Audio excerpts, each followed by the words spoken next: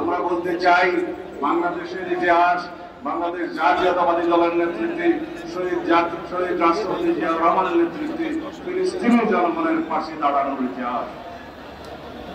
আওয়ামী লীগের ইতিহাস হচ্ছে ইসরায়েলকে পরোক্ষভাবে স্বীকৃতি দিয়ে বাংলাদেশের পাসপোর্ট থেকে ইসরায়েলে যাওয়া বন্ধ করার যে নিষেধাজ্ঞা ছিল সেটা তুলে দিয়ে আওয়ামী লীগ ইসরায়েলকে পরোক্ষভাবে স্বীকৃতি দিয়েছিল।